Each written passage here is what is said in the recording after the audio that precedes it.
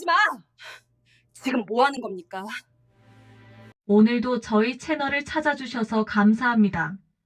착한 사람이 대우받는 세상을 원하신다면 구독과 좋아요, 엄지척 부탁드립니다.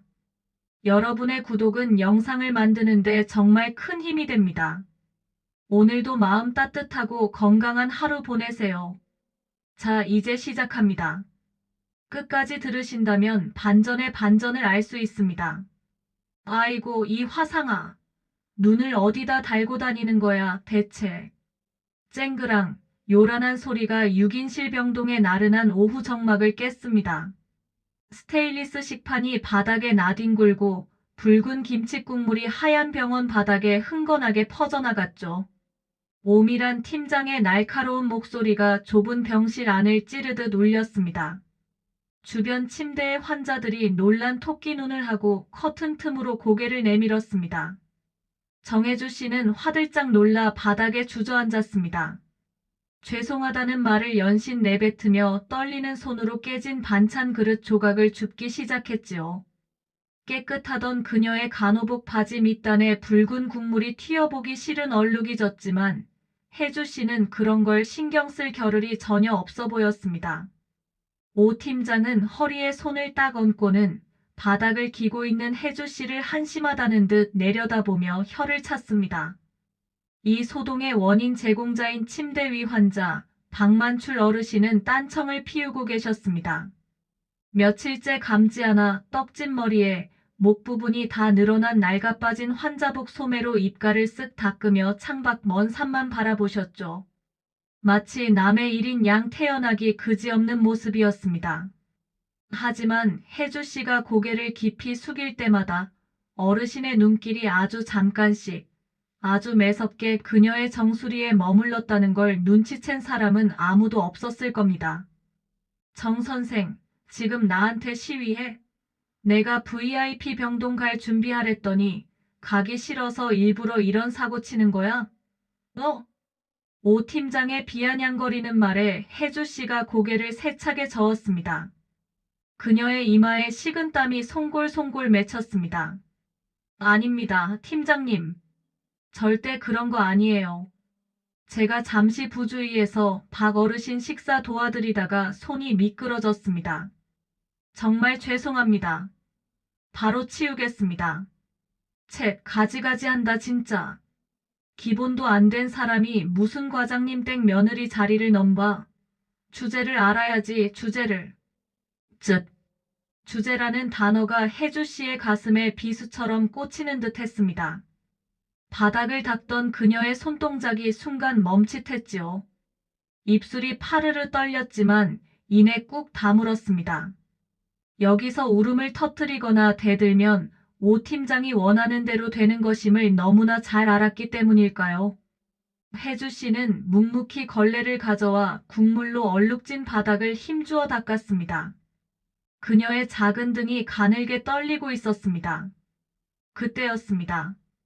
침묵을 지키던 박만출 어르신이 헛기침을 크게 하셨습니다. 크흠, 에잉, 쯧쯧.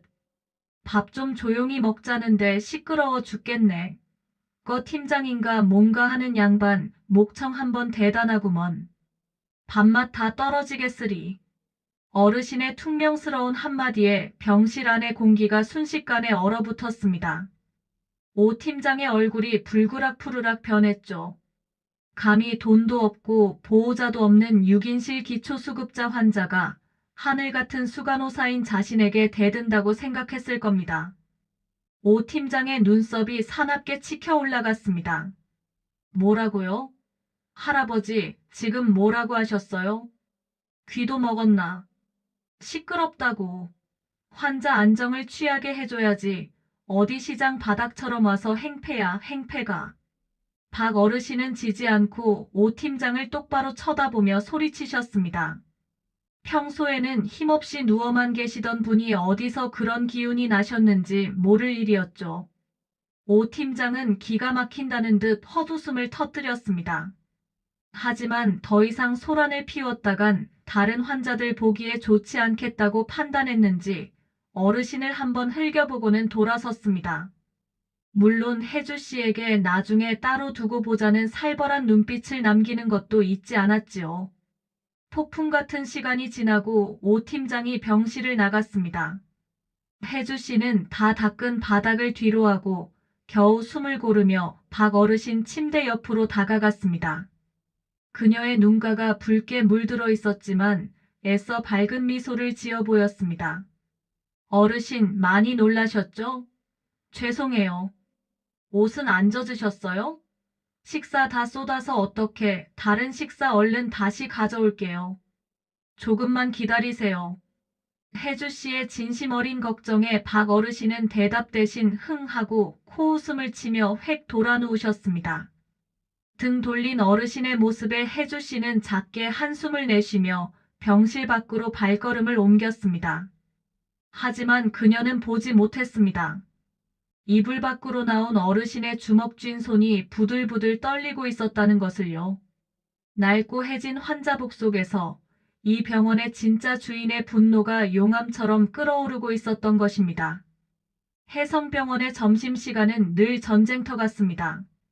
1층 로비는 진료를 기다리는 환자들과 보호자들로 북새통을 이뤘고 구내식당 앞에는 긴 줄이 늘어서 있었죠.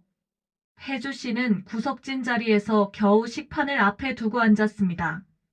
아까의 소동 탓인지 입맛이 통 없었지만 오후에 있을 VIP 병동 정근을 생각하면 억지로라도 한 숟갈 떠야 했습니다. 그때였습니다. 식당 입구가 술렁이더니 직원들의 시선이 한 곳으로 쏠렸습니다. 흉부외과 과장 강민우 씨가 들어서고 있었죠. 큰 키에 모델처럼 훤칠한 외모, 거기다 병원장 외아들이라는 완벽한 배경까지. 민우 씨는 병원 내 모든 미혼 여성들의 선망의 대상이었습니다. 그런 그가 곧장 혜주 씨 자리로 걸어오더니 앞자리에 자연스럽게 앉는 것이 아닙니까? 식당 앞 모든 눈과 귀가 두 사람에게 집중되었습니다. 혜주 씨, 괜찮아요? 아까 오 팀장한테 한 소리 들었다면서요. 민우 씨의 목소리에는 걱정이 가득 묻어났습니다. 그의 다정한 눈빛에 혜주 씨는 가슴 한쪽이 아려왔습니다. 아, 네 과장님이 신경 쓰실 일 아니에요. 제가 실수해서 그런 거니까요. 그게 어떻게 혜주 씨 잘못이에요. 박할아버지 식사 시중 들다가 그런 거잖아요. 그분 워낙 까다롭기로 유명한데 제가 오 팀장한테 잘 말해둘게요. 혜주 씨는 고개를 저으며 애써 웃어 보였습니다. 민우 씨의 호의가 고맙긴 했지만 그럴수록 직원들의 시기 어린 시선이 더 따갑게 느껴졌기 때문이지요. 두 사람의 교제 사실은 아직 비밀이었지만 눈치 빠른 사람들 사이에서는 이미 공공연한 비밀이었습니다. 그 시각 601호 병실. 박만출 어르신은 혜주 씨가 몰래 두고 간 요구르트를 빨대로 빨며 두 사람의 대화를 도청하고 계셨습니다. 물론 진짜 도청 장치는 아니었죠. 어르신의 침대 옆 서랍장에는 병원 내부 CCTV 화면이 실시간으로 전송되는 최신형 태블릿 PC가 숨겨져 있었으니까요. 어르신은 민우 씨를 바라보는 혜주 씨의 눈빛에서 진심을 읽었습니다. 그리고 오 팀장의 눈에 서린 도끼도 놓치지 않으셨죠. 제법이구나. 오 팀장 전혀는 내 눈밖에 났고 민우 놈은 아직 멀었어. 혜주 아가씨가 과연 저 늑대굴에서 얼마나 버틸 수 있을지 두고 봐야겠구먼. 어르신은 혀를 차며 빈 요구르트 병을 휴지통에 정확히 골인시켰습니다. 다시 식당 안. 민우 씨가 조심스럽게 입을 열었습니다. 참, 혜주 씨. 이번 주말에 시간 어때요? 저희 아버지께 정식으로 인사드리러 가면 좋을 것 같아서요. 식당 안에 있던 모든 숟가락질이 멈추는 순간이었습니다. 여기저기서 헉 하는 소리가 터져나왔죠. 혜주 씨도 너무 놀라 눈을 동그랗게 떴습니다. 네. 과장님, 그게 무슨 아직 너무 이른 거 아닐까요? 저는 아직 준비가. 혜주 씨, 걱정 마요. 제가 다 알아서 할게요. 아버지도 혜주 씨 좋게 보실 거예요. 우리 결혼 전제로 만나는 거잖아요. 결혼. 그 한마디가 식당 안을 폭풍처럼 휩쓸고 지나갔습니다. 간호조무사 정혜주와 병원장 아들 강민우 과장의 결혼이라니. 이건 그야말로 현대판 신데렐라 스토리가 아니고 무엇이겠습니까? 직원들의 눈빛이 질투와 경악으로 뒤섞였습니다. 하지만 이 기쁜 소식 앞에서 혜주 씨의 표정은 밝지 못했습니다. 민우 씨 뒤로 걸어오던 오 팀장의 얼굴이 악기처럼 일그러져 있었기 때문입니다. 오 팀장은 자신의 조카를 민우 씨 짝으로 점 찍어두고 있었는데 그 계획이 물거품이 될 위기에 처한 것이죠. 오 팀장의 눈에서 뿜어져 나오는 증오의 불꽃을 마주한 혜주 씨는 등골이 오싹해졌습니다. 큰일 났다. 오 팀장이 가만히 있지 않을 텐데. 혜주 씨의 불안한 예감은 틀리지 않았습니다. 오 팀장은 이미 다음 계획을 실행에 옮기고 있었으니까요. 식당을 빠져나가는 오 팀장의 뒷모습에서 먹구름이 몰려오는 듯한 음산한 기운이 느껴졌습니다. 혜주 씨에게 닥칠 거대한 시련의 그림자가 점점 짙어지고 있었습니다. 정혜주 선생, 뭐해? 빨리빨리 안 움직여. VIP 병동으로 첫 출근한 날 혜주 씨를 맞이한 것은 오 팀장의 날카로운 고함이었습니다. 마치 기다렸다는 듯 쏟아지는 질책에 혜주 씨는 정신이 혼미해질 지경이었죠. VIP 병동은 일반 병동과는 공기부터 달랐습니다. 최고급 호텔을 연상케 하는 인테리어와 최첨단 의료 장비들, 그리고 환자들의 까다로운 요구 사항까지. 모든 것이 혜주 씨에게는 낯설고 버거운 환경이었습니다.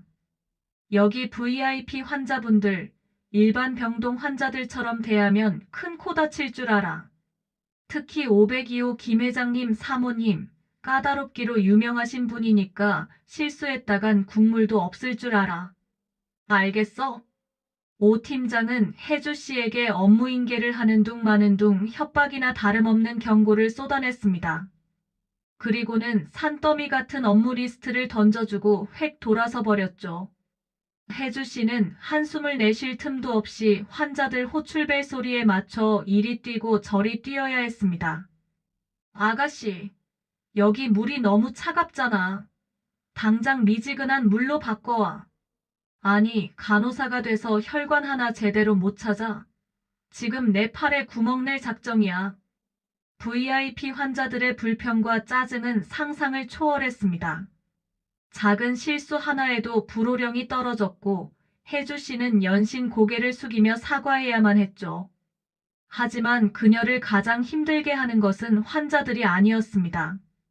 바로 오 팀장의 교묘한 괴롭힘이었죠. 오 팀장은 혜주 씨에게만 규정보다 훨씬 많은 환자를 배정했습니다. 다른 간호사들이 쉴 때도 혜주 씨는 쉴 틈 없이 일해야 했고 식사 시간조차 제대로 보장받지 못했죠. 게다가 오 팀장은 혜주 씨가 조금이라도 실수하는 기색이 보이면 어김없이 나타나 큰 소리로 망신을 주곤 했습니다. 정 선생, 지금 뭐 하는 거야? 정신 안 차려. 이런 기본도 안 된 사람이 어떻게 VIP 병동에 온 거야, 도대체. 동료 간호사들 앞에서 공개적으로 망신을 당할 때마다 혜주 씨는 쥐구멍에라도 숨고 싶은 심정이었습니다. 하지만 그녀는 입술을 꾹 깨물고 참아냈습니다. 여기서 무너지면 오 팀장이 원하는 대로 되는 것이라는 생각에 오기가 생겼기 때문이지요. 그래, 두고 봐. 내가 이대로 무너질 것 같아? 혜주 씨는 이를 악물고 일에 매달렸습니다. 남들이 기피하는 굳은 일도 마다하지 않았고 환자들의 까다로운 요구도 묵묵히 들어주었죠. 코피를 쏟으면서도 환자들에게는 늘 밝은 미소를 잃지 않았습니다. 그런 그녀의 노력은 조금씩 빛을 발하기 시작했습니다. 처음에 혜주 씨를 무시하던 환자들도 그녀의 진심 어린 태도에 조금씩 마음을 열기 시작한 것입니다. 어머, 정 간호사. 오늘은 안색이 좀 안 좋아 보이네. 어디 아픈 거 아니야? 까칠하기로 소문난 502호 김 회장 사모님이 혜주 씨의 손을 잡으며 걱정스러운 듯 물었을 때 혜주 씨는 왈칵 눈물이 쏟아질 뻔했습니다. 그동안의 서름이 한꺼번에 밀려오는 듯했죠. 하지만 혜주 씨는 애써 눈물을 삼키며 미소 지었습니다. 아니에요, 사모님. 괜찮습니다. 걱정해 주셔서 감사합니다. 혜주 씨의 헌신적인 모습에 동료 간호사들의 시선도 조금씩 달라지기 시작했습니다. 오 팀장의 눈치를 보느라 혜주 씨를 대놓고 도와주지는 못했지만 몰래 간식을 챙겨주거나 따뜻한 눈빛을 보내는 동료들이 하나둘 늘어났죠. 하지만 오 팀장은 그런 혜주 씨의 모습을 보며 더욱 분노를 키워갔습니다. 자신의 계획대로 되지 않자 불안해진 것이었죠. 오 팀장의 눈빛이 더욱 독하게 빛났습니다. 그녀는 더 확실하고 강력한 방법으로 혜주 씨를 무너뜨리기로 결심했습니다. 혜주 씨에게 닥칠 더 큰 시련의 그림자가 VIP 병동 복도 끝에서 서서히 다가오고 있었습니다.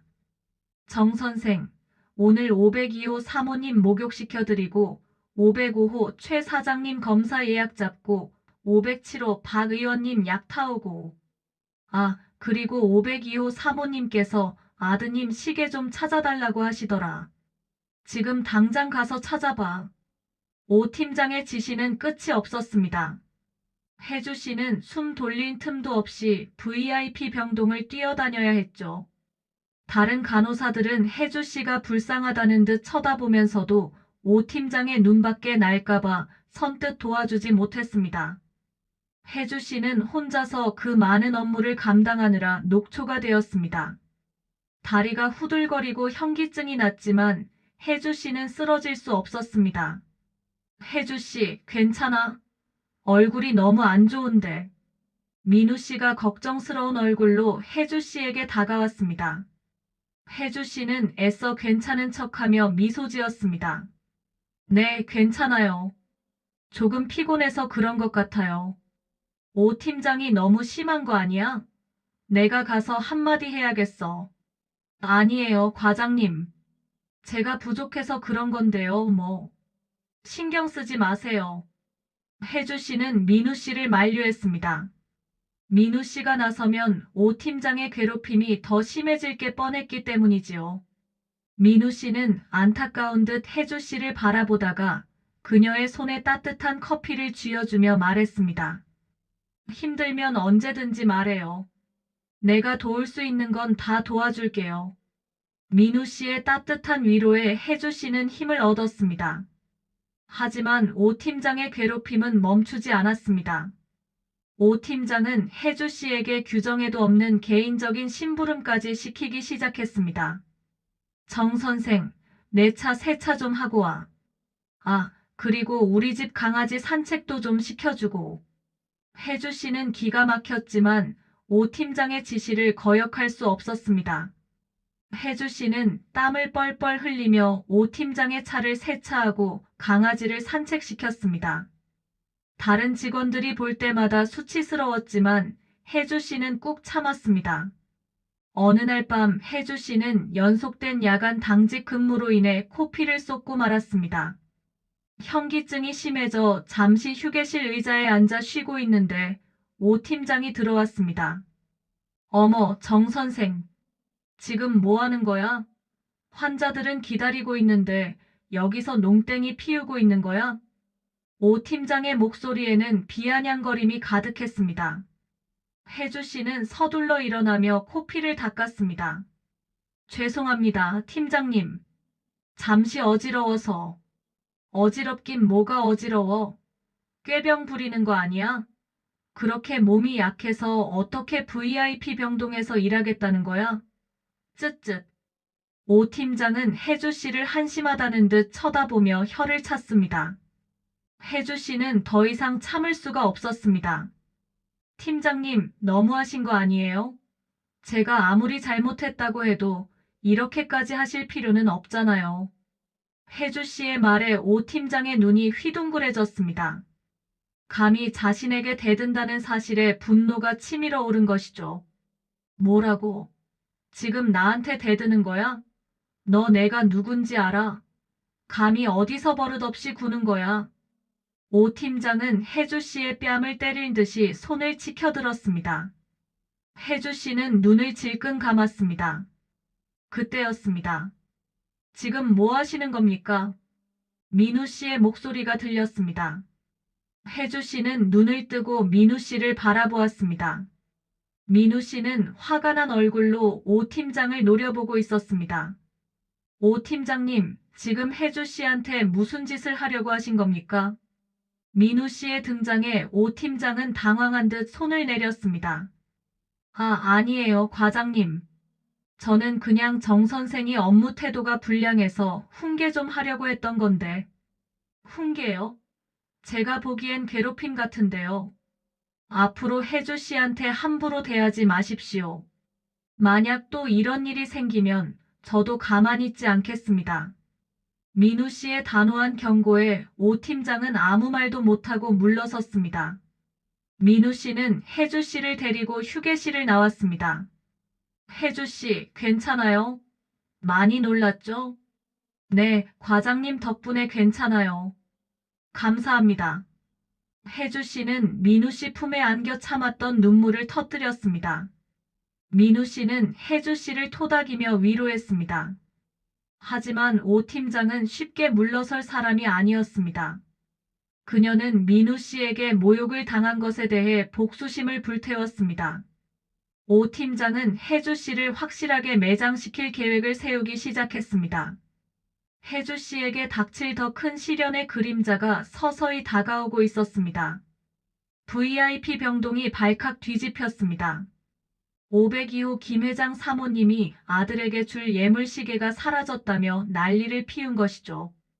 그 시계는 시가 수천만 원을 호가하는 명품 중의 명품이었습니다. 내가 분명히 여기 협탁 위에 뒀는데 감쪽같이 사라졌어. 이거 누가 훔쳐간 거야? 당장 찾아내. 사모님의 고함에 병원 전체가 술렁였습니다. 보안팀이 출동하여 병동 곳곳을 수색하기 시작했습니다. 직원들의 개인 사물함까지 뒤지는 등 삼엄한 분위기가 연출되었죠. 혜주 씨는 불안한 마음으로 수색 과정을 지켜보았습니다. 혹시라도 자신이 의심받을까봐 걱정이 되었기 때문이지요. 그때 오 팀장이 혜주 씨에게 다가왔습니다. 정 선생, 너 혹시 시계 못 봤어? 아까 사모님 방 청소하러 들어갔잖아. 오 팀장의 눈빛이 심상치 않았습니다. 혜주 씨는 고개를 저었습니다. 아니요, 못 봤습니다. 저는 청소만 하고 바로 나왔어요. 그래? 알겠어. 일단 계속 찾아보지 뭐. 오 팀장은 의미심장한 미소를 지으며 돌아섰습니다. 혜주 씨는 등골이 오싹해지는 것을 느꼈습니다. 왠지 모를 불안감이 엄습했죠. 잠시 후 보안팀장이 오 팀장에게 다가와 귓속말을 했습니다. 오 팀장의 얼굴에 회심의 미소가 번졌습니다. 정 선생, 잠깐 이리 좀 와봐. 오 팀장은 혜주 씨를 청소 도구함 앞으로 불렀습니다. 그곳에는 혜주 씨가 사용하는 청소 카트가 놓여 있었죠. 보안팀에서 자네 카트 안을 좀 확인해 봐야겠다고 하네. 괜찮지? 혜주 씨는 당황했지만 거절할 명분이 없었습니다. 네, 괜찮습니다. 보안팀 직원이 혜주 씨의 청소 카트를 뒤지기 시작했습니다. 걸레, 세제, 쓰레기 봉투, 온갖 잡동사니들이 쏟아져 나왔습니다. 그리고 마지막으로 카트 구석에서 반짝이는 무언가가 발견되었습니다. 팀장님, 이거. 보안팀 직원이 오 팀장에게 건넨 것은 바로 김 회장 사모님이 잃어버렸다는 그 명품 시계였습니다. 혜주 씨는 눈을 의심했습니다. 아니, 저게 왜 제 카트에? 저는 정말 모르는 일이에요. 혜주 씨는 억울함에 목소리가 떨렸습니다. 하지만 오 팀장은 기다렸다는 듯 혜주 씨를 몰아세웠습니다. 모르긴 뭘 몰라. 내 카트에서 나왔는데. 너 내가 그럴 줄 알았어. 가난하게 자라서 손버릇이 나쁘다더니 결국 이런 짓까지 저지른 거야? 오 팀장의 말에 혜주 씨는 기가 막혔습니다. 자신이 하지도 않은 일로 도둑 취급을 당하다니 억울해서 미칠 것만 같았죠. 아닙니다, 팀장님. 저는 정말 훔치지 않았어요. 누군가 제 카트에 몰래 넣은 게 분명해요. 누가 그런 짓을 해? 내가 훔쳐놓고 시침이 떼는 거 아니야? 오 팀장은 혜주 씨의 말을 믿으려 하지 않았습니다. 오히려 혜주 씨를 더욱 궁지로 몰아넣었죠. 정 선생, 너 지금이라도 사실대로 말해. 그러면 내가 선처해 줄 수도 있어. 하지만 끝까지 거짓말하면 더 큰 벌을 받게 될 거야. 알겠어? 오 팀장의 협박에 혜주 씨는 눈물을 터뜨렸습니다. 아무리 아니라고 해도 믿어주지 않는 상황이 너무나 원망스러웠죠. 그때 민우 씨가 달려왔습니다. 무슨 일입니까?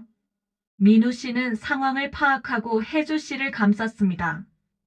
혜주 씨가 그럴 리 없습니다. 뭔가 오해가 있는 게 분명합니다. 오해는 무슨 오해? 증거가 이렇게 명백한데. 과장님, 정 선생이 어떤 사람인지 아직도 모르시겠어요? 이런 사람을 감싸고 돌다니 과장님도 참 답답하시네요. 오 팀장은 민우 씨를 비웃으며 말했습니다. 민우 씨는 혜주 씨를 믿고 싶었지만 시계가 혜주 씨의 카트에서 나온 것은 부인할 수 없는 사실이었습니다. 민우 씨의 눈빛이 흔들리기 시작했습니다. 혜주 씨, 정말 혜주 씨가 그런 거 아니죠? 나한테 사실대로 말해줘요. 민우 씨의 물음에 혜주 씨는 가슴이 무너져 내리는 것 같았습니다. 자신이 사랑하는 사람조차 자신을 의심한다는 사실이 너무나 고통스러웠죠. 과장님, 저를 믿어주세요. 저는 정말 아니에요. 혜주 씨는 눈물로 호소했지만 민우 씨는 쉽게 대답하지 못했습니다. 이미 모든 상황이 혜주 씨에게 불리하게 돌아가고 있었기 때문이지요. 오 팀장은 회심의 미소를 지으며 혜주 씨를 바라보았습니다. 정 선생, 이제 끝났어. 너는 이제 끝장이야.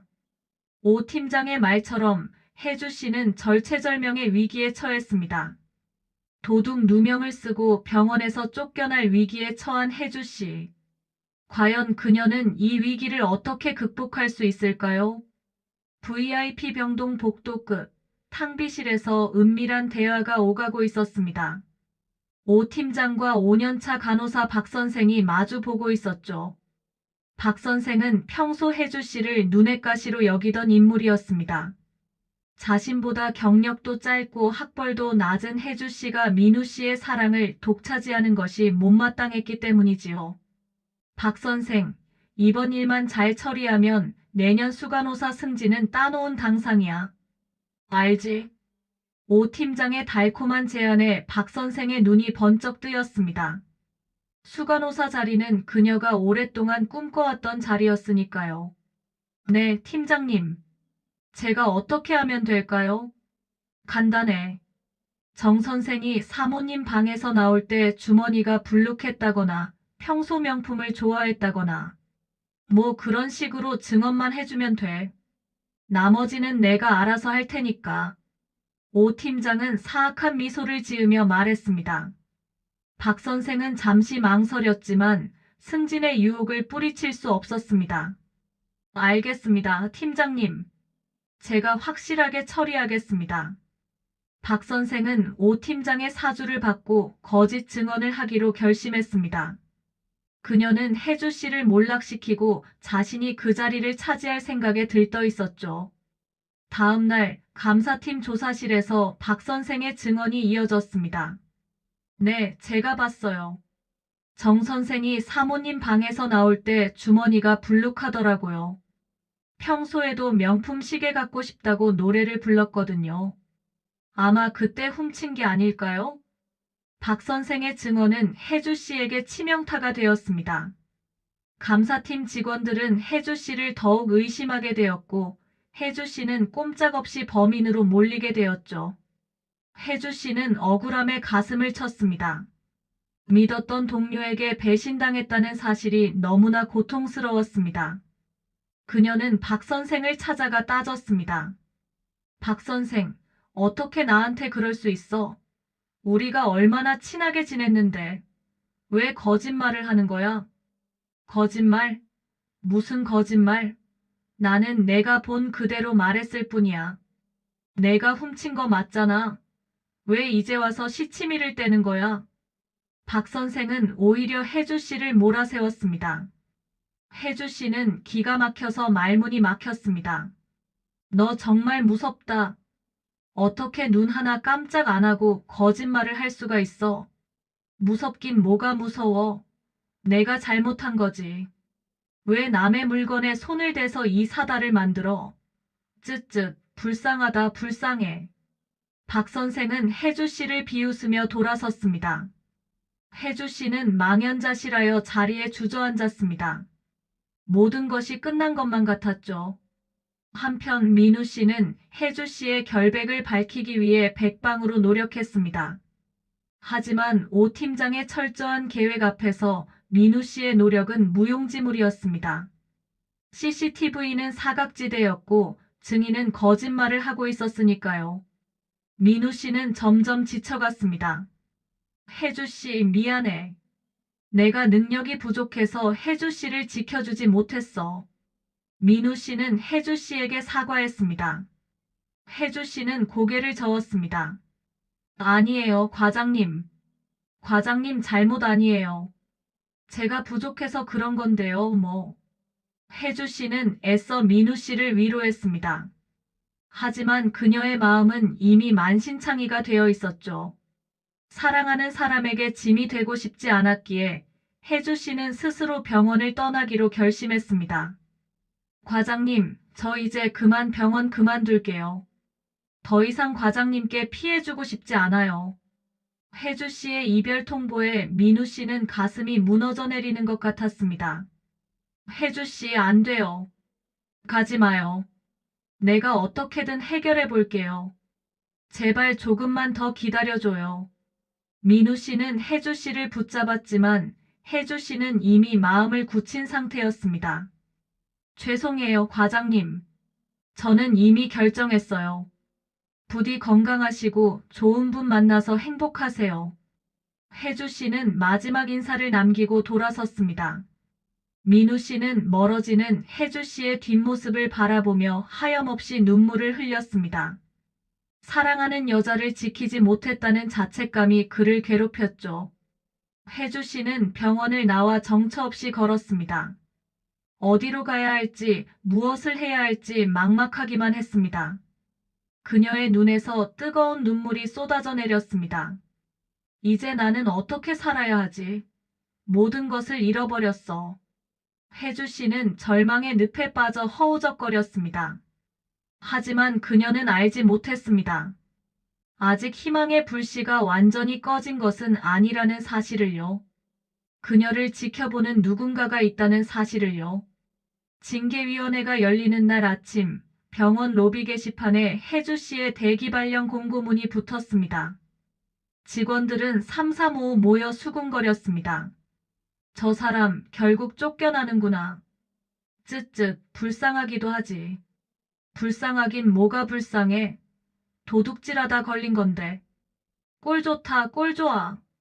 혜주 씨를 동정하는 사람도 있었지만 대부분은 그녀를 비난하고 조롱했습니다.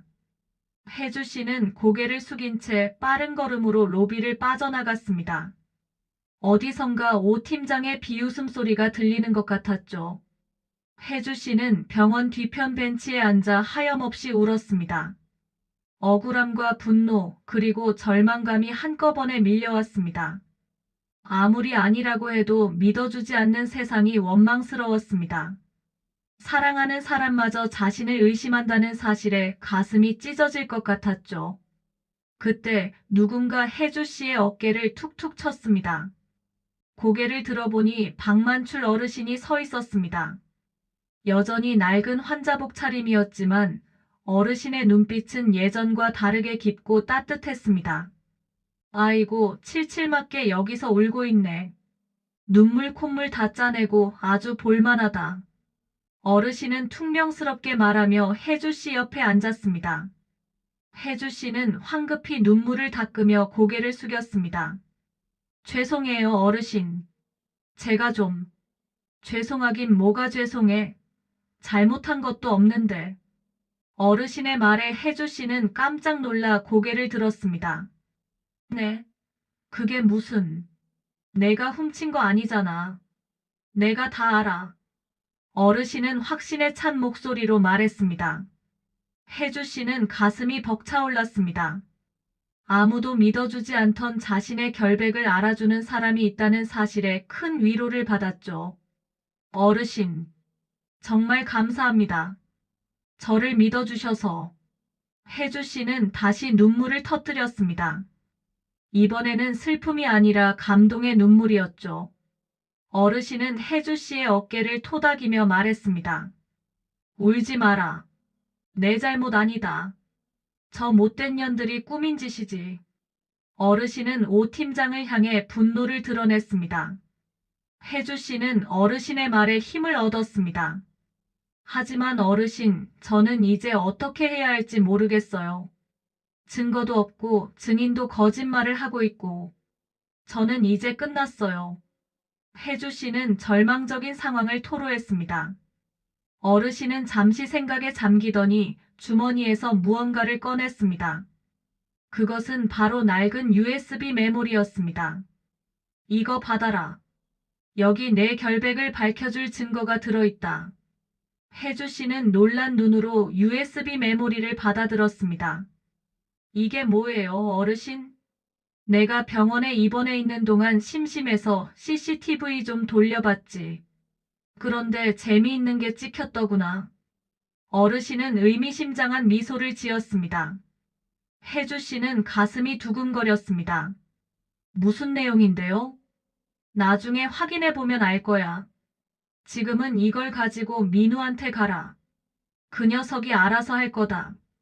어르신은 혜주 씨를 일으켜 세우며 말했습니다. 어서 가. 시간 없다. 혜주 씨는 어르신의 말에 용기를 얻었습니다. 그녀는 USB 메모리를 꼭 쥐고 민우 씨의 연구실로 달려갔습니다. 민우 씨는 연구실에서 혼자 술을 마시고 있었습니다. 혜주 씨를 지키지 못했다는 자책감에 괴로워하고 있었죠. 그때 혜주 씨가 연구실 문을 열고 들어왔습니다. 혜주 씨. 민우 씨는 놀란 눈으로 혜주 씨를 바라보았습니다. 혜주 씨는 민우 씨에게 USB 메모리를 내밀었습니다. 과장님, 이거 보세요. 어르신이 주신 거예요. 민우 씨는 의아해하며 USB 메모리를 컴퓨터에 연결했습니다. 화면에 CCTV 영상이 재생되었습니다. 영상 속에는 오 팀장이 김 회장 사모님의 시계를 훔쳐 혜주 씨의 카트에 넣는 장면이 고스란히 담겨 있었습니다. 민우 씨는 경악했습니다. 오 팀장의 악랄한 짓에 치가 떨렸죠. 이럴 수가. 오 팀장이 범인이었어. 민우 씨는 분노에 찬 목소리로 외쳤습니다. 혜주 씨는 안도의 눈물을 흘렸습니다. 드디어 자신의 결백이 밝혀진 것이죠. 과장님, 이제 어떻게 하죠? 걱정 마요, 혜주 씨.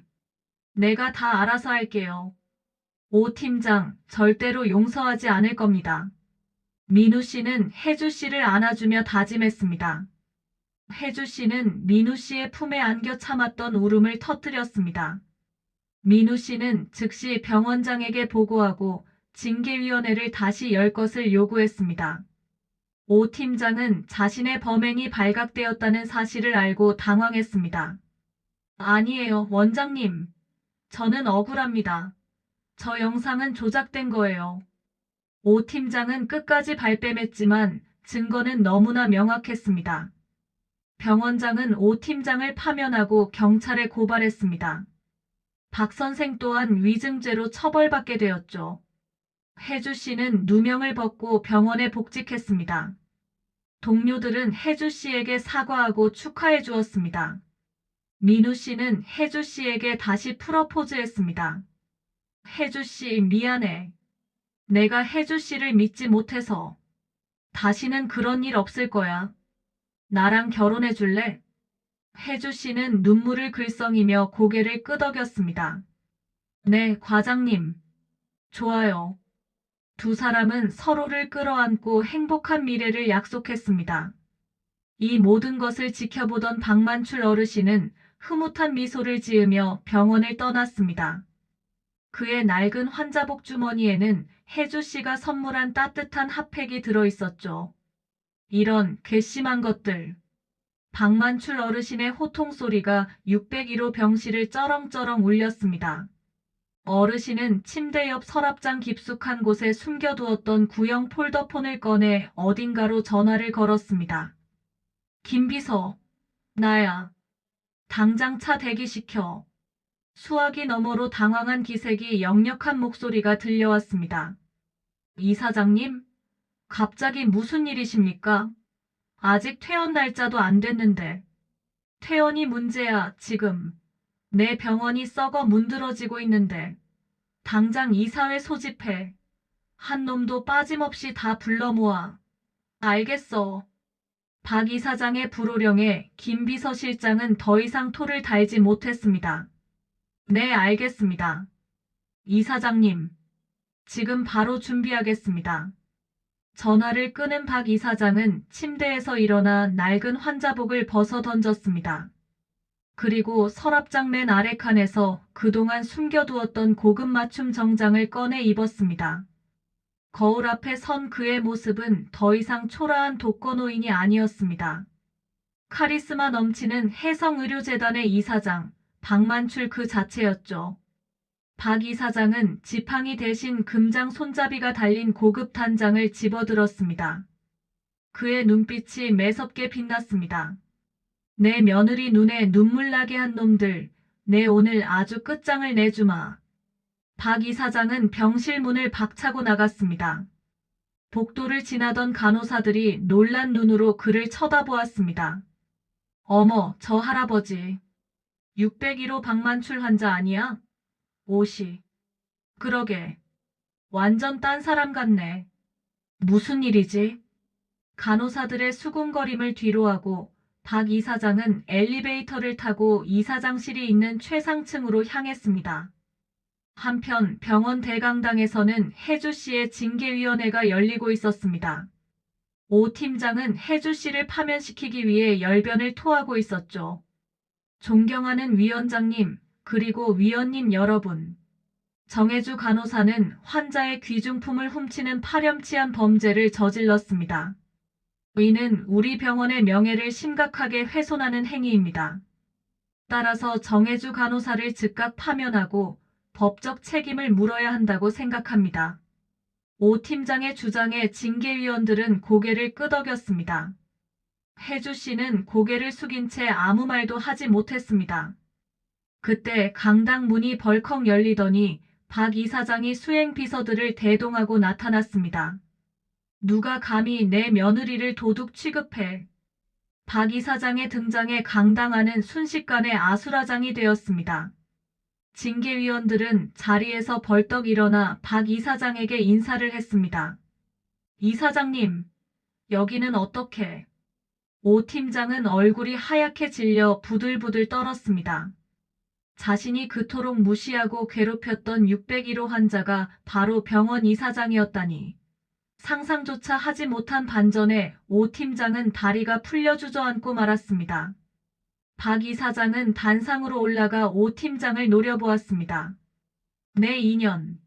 감히 내 눈을 속이고 이런 짓을 벌여. 내가 병원에 없는 동안 아주 제 세상 만난 듯 설치고 다녔더구나. 박 이사장의 호통에 오 팀장은 아무 말도 못하고 고개만 숙였습니다. 박 이사장은 김 비서실장에게 눈짓을 했습니다. 김 비서실장은 강당 스크린에 CCTV 영상을 띄웠습니다. 영상 속에는 오 팀장이 시계를 훔쳐 혜주 씨의 카트에 넣는 장면이 선명하게 찍혀 있었죠. 이래도 발뺌할 테냐? 박 이사장의 물음에 오 팀장은 털썩 주저앉으며 울음을 터뜨렸습니다. 이사장님, 잘못했습니다. 한 번만 용서해 주세요. 용서? 내가 저지른 짓이 얼마나 큰 죄인지 알기나 해? 너 때문에 죄 없는 사람이 얼마나 큰 고통을 받았는지 아냐고. 박 이사장은 오 팀장을 향해 분노를 쏟아냈습니다. 여봐라, 인연을 당장 끌어내라. 파면은 물론이고 법적 책임까지 확실하게 물어. 박 이사장의 명령에 경비원들이 달려와 오 팀장을 끌고 나갔습니다. 오 팀장은 발버둥 치며 살려달라고 애원했지만 소용없었습니다. 강당 안에 있던 모든 사람들은 박 이사장의 카리스마에 압도되어 숨조차 제대로 쉬지 못했습니다.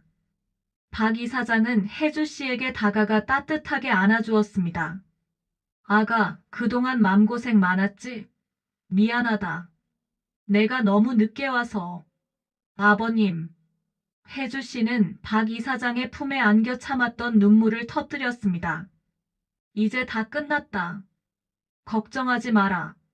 내가 너를 지켜줄게. 박 이사장은 혜주 씨를 토닥이며 위로했습니다. 그리고 민우 씨를 불렀습니다. 민우야, 너는 뭐 하고 있는 거야? 혜주 옆에 있어줘야지. 민우 씨는 박 이사장의 말에 정신을 차리고 혜주 씨에게 달려왔습니다. 혜주 씨, 미안해. 정말 미안해. 민우 씨는 혜주 씨를 끌어안고 사과했습니다. 두 사람은 서로를 부둥켜 안고 하염없이 눈물을 흘렸습니다.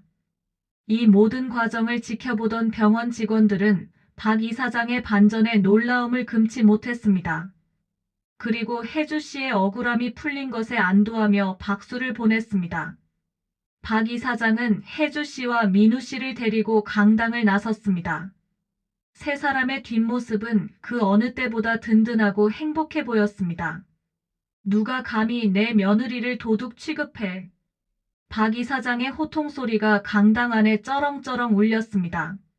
그의 등장에 징계위원들은 물론 강당 안에 있던 모든 사람들이 얼어붙었습니다.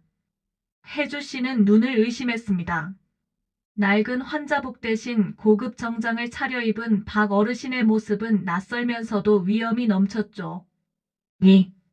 이사장님? 오 팀장은 널키 나간 얼굴로 박 이사장을 바라보았습니다. 다리가 풀려 주저앉을 뻔했죠. 자신이 그토록 무시하고 괴롭혔던 601호 환자가 바로 병원 이사장이라니. 상상조차 하지 못한 반전에 오 팀장은 숨이 막힐 지경이었습니다. 박 이사장은 단상으로 걸어 올라갔습니다. 그의 눈빛이 오 팀장을 향해 매섭게 빛났습니다. 오미란 팀장, 자네가 감히 내 눈을 속이고 이런 짓을 벌여. 내가 병원에 없는 동안 아주 제 세상 만난 듯 설치고 다녔더구나. 박 이사장의 불호령에 오 팀장은 고개를 숙인 채 아무 말도 하지 못했습니다. 박 이사장은 김 비서실장에게 눈짓을 했습니다. 김 비서실장은 강당 스크린에 CCTV 영상을 띄웠습니다. 영상 속에는 오 팀장이 김 회장 사모님의 시계를 훔쳐 혜주 씨의 카트에 넣는 장면이 선명하게 담겨 있었죠. 강당 안은 순식간에 술렁이기 시작했습니다. 이래도 발뺌할 테냐? 박 이사장의 물음에 오 팀장은 털썩 주저앉으며 울음을 터뜨렸습니다. 이사장님, 잘못했습니다. 한 번만 용서해 주세요. 제가 잠시 미쳤었나 봅니다. 미쳐? 내가 저지른 짓이 얼마나 큰 죄인지 알기나 해? 너 때문에 죄 없는 사람이 얼마나 큰 고통을 받았는지 아냐고. 박 이사장은 오 팀장을 향해 분노를 쏟아냈습니다. 여봐라, 인연을 당장 끌어내라. 파면은 물론이고 법적 책임까지 확실하게 물어. 박 이사장의 명령에 경비원들이 달려와 오 팀장을 끌고 나갔습니다. 오 팀장은 발버둥 치며 살려달라고 애원했지만 소용없었습니다. 박 선생 또한 위증죄로 경찰에 연행되었죠. 강당 안에 있던 모든 사람들은 박 이사장의 카리스마에 압도되어 숨조차 제대로 쉬지 못했습니다. 박 이사장은 혜주 씨에게 다가가 따뜻하게 안아주었습니다. 아가, 그동안 맘고생 많았지? 미안하다. 내가 너무 늦게 와서. 아버님.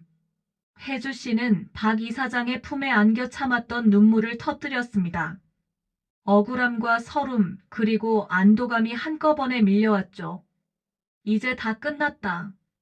걱정하지 마라. 내가 너를 지켜줄게. 박 이사장은 혜주 씨를 토닥이며 위로했습니다. 그리고 민우 씨를 불렀습니다. 민우야, 너는 뭐 하고 있는 거야? 혜주 옆에 있어줘야지. 민우 씨는 박 이사장의 말에 정신을 차리고 혜주 씨에게 달려왔습니다. 혜주 씨, 미안해. 정말 미안해. 내가 혜주 씨를 믿지 못해서. 민우 씨는 혜주 씨를 끌어안고 사과했습니다. 두 사람은 서로를 부둥켜 안고 하염없이 눈물을 흘렸습니다. 이 모든 과정을 지켜보던 병원 직원들은 박 이사장의 반전에 놀라움을 금치 못했습니다. 그리고 혜주 씨의 억울함이 풀린 것에 안도하며 박수를 보냈습니다. 박 이사장은 혜주 씨와 민우 씨를 데리고 강당을 나섰습니다. 세 사람의 뒷모습은 그 어느 때보다 든든하고 행복해 보였습니다. 그날 이후 혜성병원에는 큰 변화가 일어났습니다.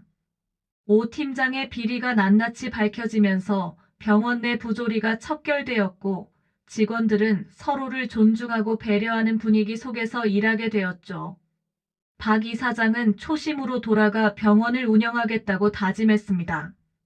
혜주 씨는 병원에 복직하여 다시 환자들을 돌보았습니다. 그녀의 따뜻한 마음씨는 여전했고 환자들은 그녀를 천사 간호사라고 불렀습니다. 민우 씨는 혜주 씨를 더욱 아끼고 사랑하며 그녀의 든든한 지원군이 되어 주었습니다. 두 사람은 얼마 후 많은 사람들의 축복 속에서 결혼식을 올렸습니다. 박 이사장은 며느리 사랑에 푹 빠져 혜주 씨가 원하는 것은 무엇이든 들어주는 며느리 바보가 되었죠. 혜성병원은 사랑과 신뢰를 바탕으로 더욱 발전해 나갔습니다. 그리고 혜주 씨와 민우 씨, 박 이사장은 서로를 아끼며 행복한 가정을 꾸렸습니다. 6인실 병동에서 시작된 작은 인연이 만들어낸 기적 같은 이야기였습니다. 따뜻한 봄 햇살이 병원 정원을 비추고 있었습니다. 혜주 씨와 민우 씨, 그리고 박 이사장은 벤치에 앉아 환하게 웃고 있었습니다. 세 사람의 모습은 한 폭의 그림처럼 아름다웠죠. 아가, 요즘 병원 일은 할만하니? 너무 무리하는 거 아니야? 박 이사장은 혜주 씨의 손을 잡으며 걱정스럽게 물었습니다. 아니에요, 아버님. 저 하나도 안 힘들어요. 오히려 환자분들 돌보는 게 얼마나 보람이 있는데요. 혜주 씨는 밝게 웃으며 대답했습니다. 그래도 건강이 제일이야. 너무 무리하지 말고 쉬엄쉬엄 하렴. 네, 아버님. 명심할게요. 민우 씨는 두 사람의 모습을 흐뭇하게 바라보았습니다. 아버지, 혜주 씨 걱정은 제가 알아서 할게요. 아버지나 건강 잘 챙기세요. 요즘 너무 무리하시는 거 아니에요? 이 녀석아, 나는 아직 청춘이야. 너나 잘해. 혜주 눈에 눈물 나게 하면 가만 안 둘 줄 알아. 박 이사장은 장난스럽게 민우 씨에게 핀잔을 주었습니다. 세 사람은 서로를 마주보며 웃음을 터뜨렸습니다. 그때 혜주 씨의 배에서 꼬르륵 소리가 났습니다. 어머, 배고프다. 우리 점심 먹으러 갈까요? 그래, 그러자. 뭐 먹고 싶니? 우리 며느리 먹고 싶은 거 다 사줄게. 저는 아버님이 좋아하시는 순댓국 먹고 싶어요. 하하, 역시 우리 며느리밖에 없구나. 그래, 가자. 순댓국 먹으러. 박 이사장은 혜주 씨와 민우 씨의 손을 잡고 일어섰습니다. 세 사람은 정원을 걸으며 도란도란 이야기를 나누었습니다. 그들의 뒷모습을 바라보며 병원 직원들은 행복한 미소를 지었습니다. 6인실 병동에서 시작된 기적 같은 이야기는 그렇게 해피엔딩으로 막을 내렸습니다. 하지만 그들의 이야기는 여기서 끝이 아니었습니다. 혜주 씨와 민우 씨는 서로를 아끼며 행복한 가정을 꾸렸고 박 이사장은 든든한 버팀목이 되어 주었습니다. 그리고 그들의 사랑과 헌신은 혜성병원을 더욱 따뜻하고 아름다운 곳으로 만들어 나갔죠. 진정한 가족의 의미를 깨닫게 해준 6인실의 기적. 그들의 이야기는 앞으로도 계속될 것입니다. 여러분의 구독과 좋아요는 더 감동적인 이야기를 만드는 큰 힘이 됩니다. 지금까지 여러분의 가슴을 울리는 스토리텔러 작가 88극장이었습니다. 감사합니다. 사랑합니다.